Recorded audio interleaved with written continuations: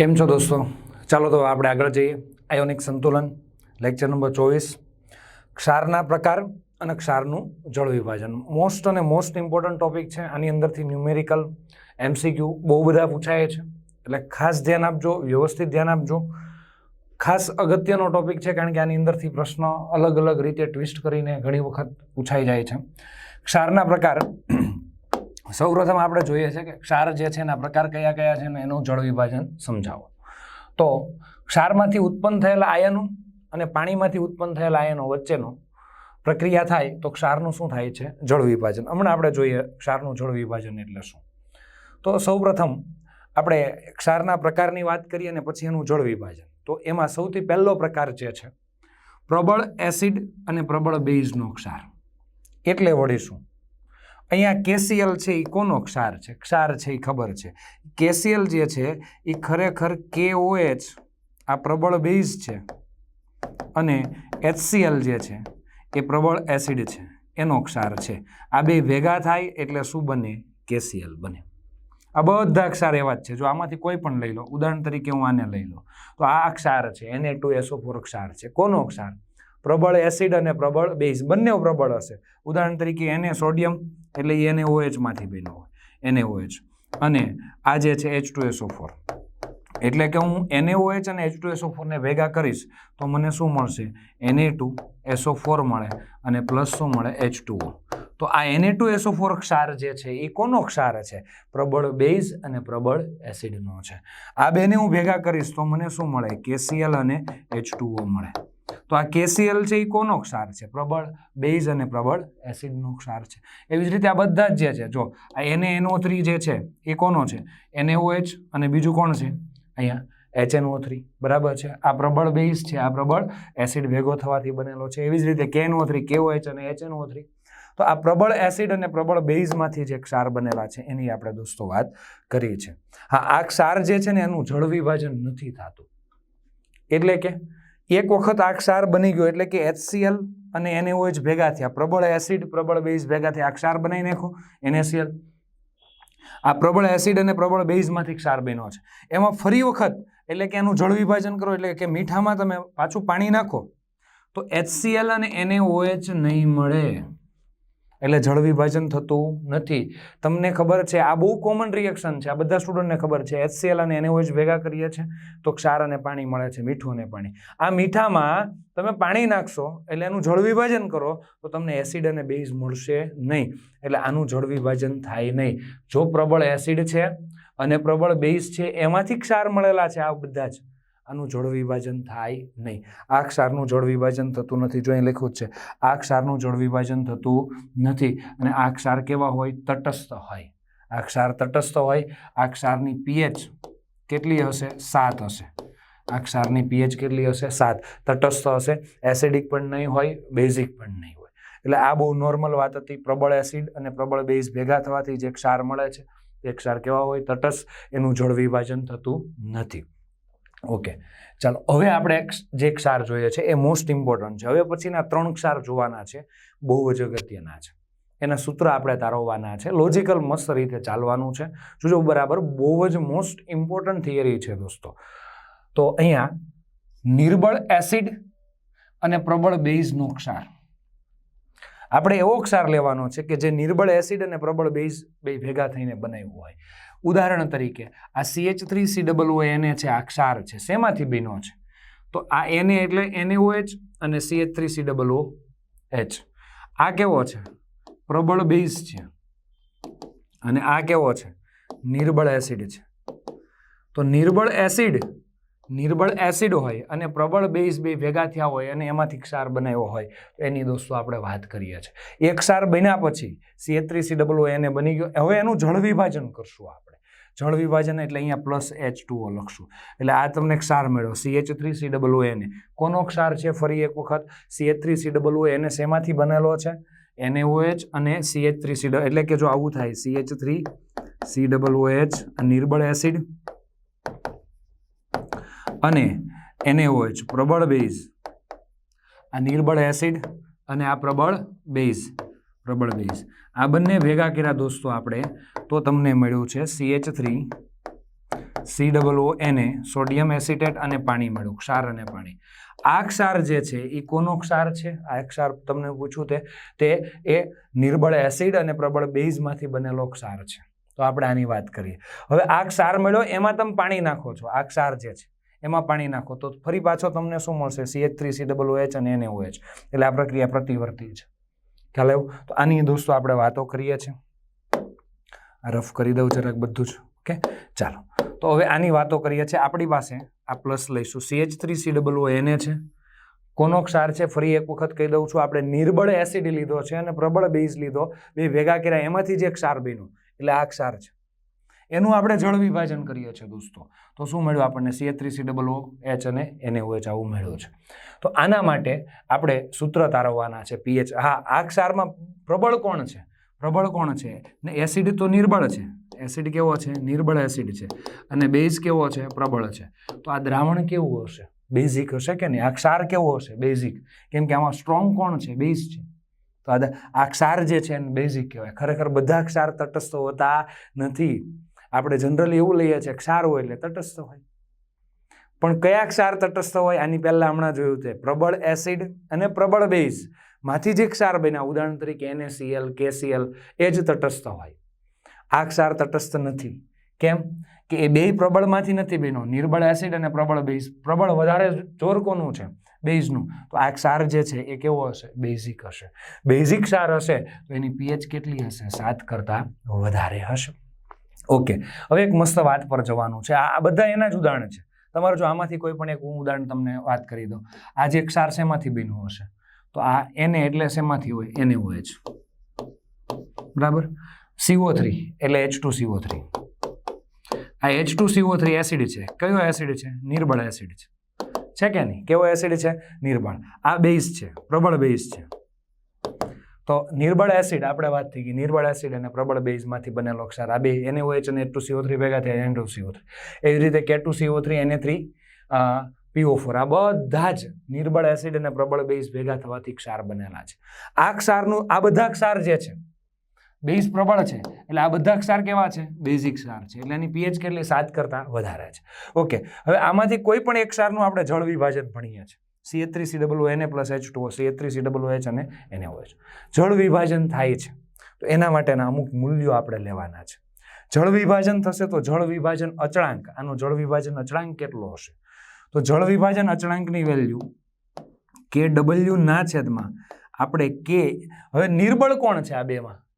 Acid નિર્બળ છે કે base નિર્બળ છે? એસિડ નિર્બળ છે. તો અહીંયા આપણે Ka લખશું. જો આ જળ વિભાજન અચળાંક છે. આપણે કેમ એસિડ માટે આયનીકરણ અચળાંક Ka લખતા હતા, એવી રીતે આ જળ વિભાજન અચળાંક છે દોસ્તો. એટલે આ તમે ખાસ ધ્યાન રાખજો.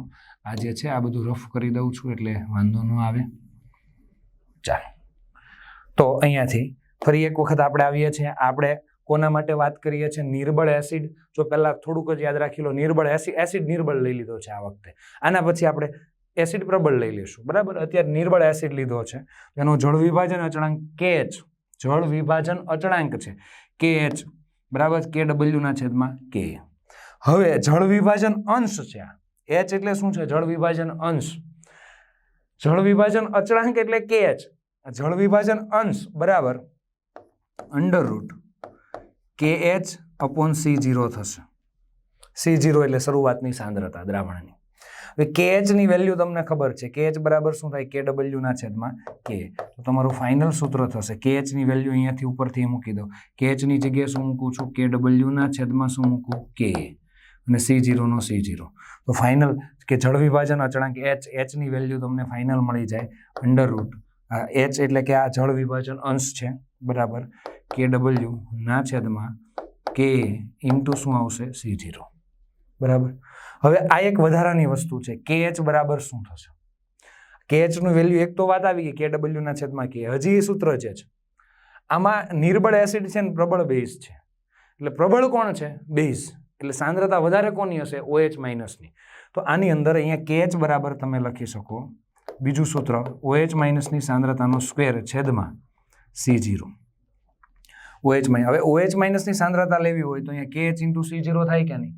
પણ આ સ્ક્વેર કાઢી નાખો તો વર્ગમૂળમાં થઈ જાય, વર્ગમૂળમાં. એટલે √ KH ઇન્ટુ C0. આ કઈ રીતે એવું ખ્યાલ આવ્યો ને તમને? KH બરાબર શું લખી શકાય? OH માઇનસની સાંદ્રતાનો સ્ક્વેરના છેદમાં C0. કેમ કે આની અંદર બેઝ વધારે પ્રબળ છે એટલે. તો KH બરાબર શું આવશે? OH માઇનસની સાંદ્રતાનો સ્ક્વેરના છેદમાં C0. આપણે JEE નીટ માટે આ સૂત્ર જ યાદ રાખવાના છે, એટલે આટલું જ કામ ઇનફ છે. વધારે આગળ થિયરીમાં ડિટેલમાં પડવાની જરૂર છે નહીં. ઓકે, કારણ કે આમાં સૂત્ર પરથી જ આવશે ને આટલા સૂત્ર ઇનફ છે. કઈ રીતે યાદ રાખવા? મેં કીધું KH ની વેલ્યુ KW ના છેદમાં Ka આવશે. કેમ? Ka કઈ રીતે યાદ રાખશું? નિર્બળ કોણ છે એનું લખવાનું. એસિડ નિર્બળ છે તો Ka લખ્યું. જો બેઝ નિર્બળ હોત ને તો આપણે Kb લખત. ઓકે, પછી બીજું સૂત્ર જે છે એમાં સાંદ્રતા લખીએ છીએ ત્યારે પ્રબળ કોણ છે? બેઝ, તો એ OH માઇનસની સાંદ્રતા લખવાની. KH OH માઇનસ સાંદ્રતાનો સ્ક્વેર છે C0. OH માઇનસની સાંદ્રતા સૂત્રનો કરતા બનાવો તો √KH ઇન્ટુ C0 થશે. તો આટલી વસ્તુ દોસ્તો યાદ રાખવાની. નિર્બળ એસિડ હોય ત્યારે વાત કરી. હવે આપણે બીજી વાત કરીએ દોસ્તો. હવે આ વખતે ગયા વખતે નિર્બળ એસિડ લીધો હતો, હવે આ વખતે નિર્બળ બેઝ લઈ લઈએ. ગયા વખતે નિર્બળ કોણ લીધો હતો? એસિડ. આ વખતે નિર્બળ બેઝ લઈ લઈએ. એટલે અને એસિડ કેવો લઈ લઈએ? પ્રબળ. જો એસિડ પ્રબળ છે તો આ ક્ષાર કેવો હશે? એસિડિક. ઉદાહરણ તરીકે NH4Cl. NH4Cl શેમાંથી બનેલો છે? NH4OH અને HCl. HCl કેવો છે? પ્રબળ એસિડ. આ ખબર છે તમને. અને આ નિર્બળ બેઝ છે. આ નિર્બળ બેઝ છે. આ તમને ખ્યાલ છે. હવે NH4Cl અને H2O એટલે કે આ બે ક્ષાર જે છે. હવે આ ક્ષારની વાત કરું તો એ તમને ખબર હશે. અહીંયા જો Al જે છે, ઉદાહરણ તરીકે AlOH થ્વાઇસ આવે છે અને Cl છે ને HCl માંથી છે. તો HCl કેવો છે? પ્રબળ એસિડ છે. આ તમને ખબર છે. અને AlOH થ્વાઇસ નિર્બળ બેઝ છે. તો પ્રબળ એસિડ અને નિર્બળ બેઝમાંથી આ ક્ષાર બનેલો છે AlCl3. CuSO4 CuOH twice નિર્બળ base, બરાબર છે. SO4 શેમાંથી હોય? H2SO4 માંથી. તો પ્રબળ એસિડ. એટલે કે હું CuOH ટ્વાઇસ અને H2SO4 ને ભેગા કરીશ તો શું મળશે મને? CuSO4 મળશે. આ CuSO4 ક્ષાર જે છે એ શેમાંથી બનેલો છે? નિર્બળ બેઝ અને પ્રબળ એસિડમાંથી બનેલો છે. તો આવા બધા જે ક્ષાર જે છે દોસ્તો, બરાબર છે, આવા થોડાક તમને પ્રેક્ટિસ માટે એટલા માટે લીધેલા તમને આઈડિયા આવી જાય. તો આવા બધા ક્ષાર જે છે, હવે ઓલી રેજ આપી દઉં છું. ચલો, આવા બધા ક્ષાર છે કે જે નિર્બળ બેઝ અને પ્રબળ એસિડમાંથી બનેલા છે. નિર્બળ બેઝ અને પ્રબળ એસિડમાંથી બનેલા એવા ક્ષારનું આપણે જળ વિભાજન કરીએ છીએ. ઉદાહરણ તરીકે NH4Cl છે, એનું જળ વિભાજન કરું તો મને શું મળશે? NH4OH અને HCl. આ નિર્બળ બેઝ મળ્યો અને પ્રબળ એસિડ મળ્યો. તો આના સૂત્ર કેમ લખશું આપણે? આના જળ વિભાજન અંશને. તો આનો જળ વિભાજન અચળાંક. જળ વિભાજન અચળાંક લખવા માટે મેં તમને કીધું હતું એક વસ્તુ ફિક્સ, KW ફિક્સ છેદમાં નિર્બળ કોણ છે આમાંથી? જો એસિડ નિર્બળ હોય તો Ka આવશે, બેઝ નિર્બળ હોય તો Kb આવશે. નિર્બળ બેઝ છે તો અહીંયા શું લખવાનું? Kb. બહુ સીધી વસ્તુ. જળ વિભાજન અંશ નું સૂત્ર આવશે. તમને ખ્યાલ હોય તો પહેલા આપણે આયનીકરણ અંશ આલ્ફા લેતા હતા. આમાં જળ વિભાજન અંશ છે, એનું સૂત્ર આવશે √KH/C0.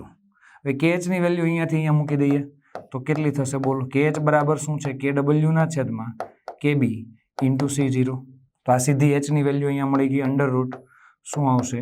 KW ના છેદમાં Kb ઇન્ટુ શું આવશે? C0. પતી ગઈ વાત. હવે KH ની વેલ્યુ બીજી કે આમાં પ્રબળ કોણ છે? એસિડ પ્રબળ છે કે બેઝ પ્રબળ છે? એસિડ પ્રબળ છે. એસિડ પ્રબળ હોય તો કોની સાંદ્રતા આવે દોસ્ત? H3O+ ની સાંદ્રતા. જો KW ની નીચે મૂકવાનું થાય તો નિર્બળ જોવાનું. નિર્બળ કોણ છે ભાઈ? બેઝ. તો અહીં Kb મૂકવાનું. પણ સાંદ્રતા મૂકવાની થાય તો પ્રબળ હોય તે જોવાનું. પ્રબળ કોણ છે? એસિડ. તો H3O+ ની સાંદ્રતા. આની પહેલા બેઝ પ્રબળ હતો તો OH- ની સાંદ્રતા લેતા.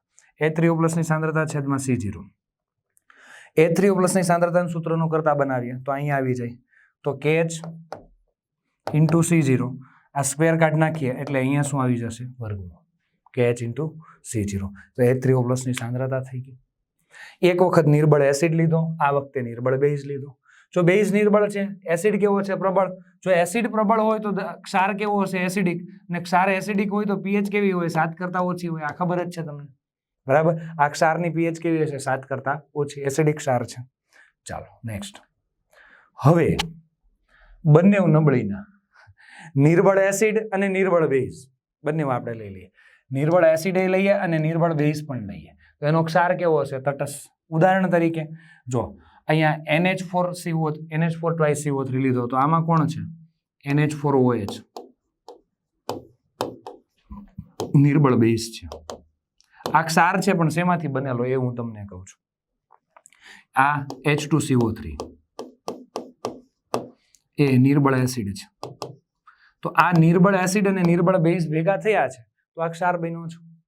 ત્યારબાદ AlPO4 છે. L એટલે કોણ છે? LOH twice નિર્બળ બેઝ અને H3PO4 નિર્બળ એસિડ. બે નિર્બળ ભેગા થયા બનાવ્યો છે. આ રીતે બે નિર્બળ ભેગા થયા છે. CH3COONH4 એનું જળ વિભાજન કરો. આ ક્ષાર છે. શેમાંથી બન્યો છે? નિર્બળ એસિડ અને નિર્બળ બેઝમાંથી બન્યો છે. જળ વિભાજન કર્યું, શું મળ્યું? Acetic acid. આ નિર્બળ એસિડ છે, તમને ખબર છે, અને આ કોણ છે? નિર્બળ બેઝ. ચાલો આનું જળ વિભાજન કરીએ ત્યારે જળ વિભાજન અચળાંકની વેલ્યુ કેટલી હશે?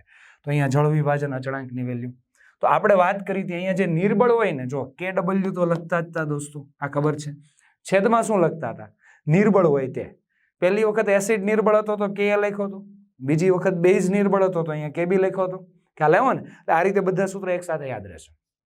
અહીંયા કોણ નિર્બળ છે? એસિડ એ નિર્બળ ને બેઝ એ નિર્બળ, બંને લખી દો. Ka ગુણ્યા Kb. Ka ગુણ્યા શું આવશે? Kb. ચાલો જળ વિભાજન અંશ. આના જળ વિભાજન અંશનું સૂત્ર પહેલામાં આપણે લખતા KH/C0 લખતા હતા. અહીંયા સીધું જ અહીંયા જળ વિભાજન અંશ અહીંયા KH આવશે સીધું. એટલે અંડરરૂટ અહીંયા શું આવશે? KH જ આવશે. બસ આટલું જ. અંડરરૂટ KH એટલે શું થઈ જશે? સીધું જ. તો H બરાબર અહીંયાથી સીધું આ જ હું લખી દઉં. અંડરરૂટ KW ના છેદમાં Ka ઇન્ટુ Kb. બરાબર છે. અહીંયા C0 નહીં આવે, શરૂઆતની સાંદ્રતા નહીં આવે. કેમ કે કોઈ પ્રબળ છે નહીં, આમાં બે નિર્બળ જ છે. એટલે જળ વિભાજન અંશ બરાબર અંડરરૂટ KH જ આવશે. પહેલા બેમાં અંડરરૂટ KH ઇન્ટુ છેદમાં C0 આવતું હતું, આમાં આવશે નહીં. એટલે KH ની વેલ્યુ સીધી અહીંયા મૂકી દેવાની. એટલે આ થઈ ગયું KW ના છેદમાં K ઇન્ટુ Kb. તો અત્યાર સુધી આપણે ક્ષારના પ્રકાર જોયા. કયા કયા? બે પ્રબળ એસિડ અને પ્રબળ બેઝમાંથી બનેલા હતા. પછી નિર્બળ એસિડ અને પ્રબળ બેઝમાંથી, પછી નિર્બળ બેઝ અને પ્રબળ એસિડમાંથી, અને નિર્બળ એસિડ અને નિર્બળ બેઝ બંને નિર્બળ હોય એમાંથી ચાર પ્રકારના જે છે એ ક્ષાર જોયા. અને ચારેય પ્રકારના ક્ષારનું શું કર્યું આપણે? જળ વિભાજન. એના ચારેયના સૂત્ર લીધા. ખરેખર આ વિડીયો જે છે 2 થી 3 વખત જોજો અને સૂત્ર ખાસ યાદ રાખજો. બસ બીજું કાંઈ નહીં. કઈ રીતે યાદ રાખવાના મેં તમને કીધું છે કે બધામાં KH ની વેલ્યુ છે, KW બધામાં આવે છે. અહીંયા છેદમાં શું લખવાનું છે? જે નિર્બળ હોય તે. આમાં બે નિર્બળ છે તો અહીંયા Ka લખ્યું, Kb લખ્યું. બેઝ નિર્બળ હોય તો Kb લખવાનું, એસિડ નિર્બળ હોય તો Ka લખવાનું. અહીંયા બંને નિર્બળ છે તો બંને લખી દીધું છે. જળ વિભાજન અંશ બરાબર પહેલા બેમાં શું આવતું? KH ના છેદમાં C0. આમાં શું આવે છે? ખાલી અંડરરૂટ KH આવે છે. એટલે આવી બધી બાબતો ધ્યાનમાં લેવાની છે. હવે એક કોષ્ટક જે છે મોસ્ટ ઇમ્પોર્ટન્ટ જે છે, બધા સૂત્ર સાથે લઈ લીધા છે. બહુ જ જરૂરી છે કારણ કે વારંવાર આની જરૂર પડે છે, કન્ફ્યુઝન ન થાય એટલા માટે. ચાલો ક્ષારના પ્રકાર જે છે એ 4 પ્રકારના છે. પ્રબળ એસિડ, પ્રબળ બેઝ, બે પ્રબળિયા, બે નિર્બળિયાઓ. હવે એક વખત નિર્બળ એસિડ લઈએ, એક વખત નિર્બળ બેઝ લઈએ, બરાબર ને? તો આવી રીતે 4 પ્રકાર પડે છે. પ્રબળ એસિડ અને પ્રબળ બેઝનો ક્ષાર હોય એનું જળ વિભાજન થાય નહીં એટલે ડેશમાં દીધો. એ કેવું હોય? તટસ્થ હોય. જળ વિભાજન ન થાય એટલે KH નો હોય, જળ વિભાજન અચળાંક નો હોય, જળ વિભાજન અંશ નો હોય. આ જળ વિભાજન અચળાંક છે, આ જળ વિભાજન અંશ છે, અને pH કેટલી હોય? 7. ઓકે. નિર્બળ એસિડ લઈએ છીએ તો સામે પ્રબળ બેઝ આવશે એનો ક્ષાર. જો નિર્બળ એસિડ લીધો છે તો બેઝ પ્રબળ છે તો ક્ષાર કેવો હશે? બેઝિક હશે. સીધી વાત છે. બેઝિક હોય એટલે કયું આયન હોય? ઋણ આયન. એટલે એનાયોનિક, એ નાયોનિક ક્ષાર હશે. હવે નિર્બળ, હવે આ KH નું સૂત્ર આપણે લખતા હતા, તમને ખબર છે. KH બરાબર શું લખતા હતા? KW તો લખતા. નિર્બળ કોણ છે? એસિડ. તો અહીંયા Ka લખવાનું. આ જ સૂત્ર જે છે KH નું સૂત્ર છે. અહીંયા જુઓ KH નું સૂત્ર છે. KH નું સૂત્ર. આમાં નિર્બળ કોણ છે? બેઝ. તો KW ના છેદમાં Kb. અહીંયા નિર્બળ એસિડ, નિર્બળ બેઝ તો અહીંયા KW ના છેદમાં બે નિર્બળ છે તો Ka અને Kb. આરામથી યાદ રહી જાય. તો આ KH ના સૂત્ર ત્રણેયમાં, આ KH ના સૂત્ર ત્રણેય. KH એટલે કોણ? જળ વિભાજન અચળાંક. જળ વિભાજન અચળાંક ધ્યાન રાખજો. આ જળ વિભાજન અંશ છે. આ એચ. હવે તો તમને ખબર છે જળ વિભાજન અંશ એચ બરાબર શું થાય KH ના છેદમાં C0, H બરાબર KH ના છેદમાં C0, અને અહીંયા જળ વિભાજન અંશ H બરાબર શું થશે √KH. આટલું યાદ રાખવાનું છે. આ એસિડ પ્રબળ છે તો એસિડિક દ્રાવણ છે, બે નિર્બળ છે તો કેવું છે તટસ્થ છે. અને સૌથી મોસ્ટ ઇમ્પોર્ટન્ટ આ સૂત્ર સીધા JEE નીટમાં યુઝ કરવાના થશે. સાથે કેમ યાદ રાખવા એટલા માટે મેં કોષ્ટક ખાસ લીધું છે દોસ્તો, એટલે પરફેક્ટ અને વ્યવસ્થિત તમે ધ્યાન આપજો. ચાલો pH નું સૂત્ર લખવું છે. pH મેં તમને એવું કીધું કે મારી પાસે નિર્બળ એસિડ અને પ્રબળ બેઝનો ક્ષાર છે. નિર્બળ એસિડ અને પ્રબળ બેઝનો ક્ષાર છે તો એની pH કેટલી થશે? તો નિર્બળ છે ને એસિડ, જોજો આ બધામાં આ ત્રણેય સૂત્રની અંદર હાફ હાફ હાફ હાફ આવશે. pKw pKw pKw આવશે બધામાં, પણ આ કાઉન્સની અંદર pKw pKw pKw બધામાં સરખું જ આવશે. હવે હું વાત કોની કરું છું? એસિડ મારી પાસે કેવો છે નિર્બળ. નિર્બળ એસિડ છે ને તો અહીંયા pKa આવશે અને પ્લસ log C, C0 શરૂઆતની સાંદ્રતા. હવે આ કેસમાં નિર્બળ બેઝ છે તો આ pKw તો ખરું જ, માઇનસ pKb જે નિર્બળ બેઝ છે એટલે pKb, અને log C તો ખરું જ. પણ જ્યારે નિર્બળ એસિડ હતો ત્યારે અહીંયા A પ્લસ ને અહીંયા A પ્લસ બે જગ્યાએ પ્લસ હતું. pKw plus pKa plus log C0. જોજો બરાબર. જ્યારે નિર્બળ બેઝ છે ત્યારે અહીંયા pKb આવશે, અહીંયા pKa હતો અહીંયા pKb, આટલો જ ફેર છે. પણ બે જગ્યાએ માઇનસ આવશે. એટલે બેઝ વાળું હોય ત્યાં બે જગ્યાએ માઇનસ, એસિડ વાળું હોય ત્યાં બે જગ્યાએ plus. pKw pKw, log C. નિર્બળ એસિડ વાળું છે, નિર્બળ એસિડ વાળી વાત છે તો શું આવશે pKa. નિર્બળ બેઝ વાળી વાત છે તો pKb આવશે. હવે નિર્બળ એસિડ એ નિર્બળ છે અને બેઝ એ નિર્બળ છે ત્યારે શું આવશે? pKw તો ખરું જ બરાબર. તો એસિડ નિર્બળ હતો એમાંથી શું લીધો? Plus pKa. બેઝ નિર્બળ હતો એમાંથી શું લઈ લીધો? Plus pKb, sorry minus pKb. ખ્યાલ આવ્યો ને? એટલે આમાંથી આપણે શું લીધું? પ્લસ pKa બરાબર. આમાંથી શું લીધું? Minus pKb. આખું સૂત્ર થઈ ગયું. એટલે આ pH આ શોધવાનું સૂત્ર સીધા જ ન્યુમેરિકલમાં મૂકવાનું થશે. જ્યારે આપણે MCQ ગણશું કે કેલ્ક્યુલેશન કરશું, સોલ્વ કરશું ત્યારે આને યાદ કરાવીશું. પણ અત્યારે તમે વ્યવસ્થિત લખી લેજો, વ્યવસ્થિત નોટની અંદર લખી લેવાનું છે. અને આ એક સાથે એટલા માટે છે કે મિક્સ ન થાય એટલે આ ફરજિયાત છે, મોસ્ટ ઇમ્પોર્ટન્ટ છે. 4 પ્રકારના આપણે ક્ષાર જોયા, સૌથી મોસ્ટ અને મોસ્ટ ઇમ્પોર્ટન્ટ છે આ થિયરી, કારણ કે આની અંદરથી પ્રશ્નો ઘણી વખત પૂછાય છે. ડિફિકલ્ટ ન પડે, મોટા ભાગના સ્ટુડન્ટ અહીંયા અટવાતા હોય છે, આ પોર્શન એને ડિફિકલ્ટ લાગતો હોય છે. એટલે હું એટલા માટે 2 થી 3 વખત આ અલગ અલગ લીધું છે, આખું કોષ્ટક પણ લીધેલું છે. અને એને પહેલાં લેક્ચર 2-3 વખત રિવિઝન કરો દોસ્તો, પછી આના MCQ સોલ્વ કરજો તો 100% થશે અને થશે જ દોસ્તો. એટલી વસ્તુ આપણે રાખી. નેક્સ્ટ ટોપિક આપણે નેક્સ્ટ લેક્ચરની અંદર લઈશું. Thank you.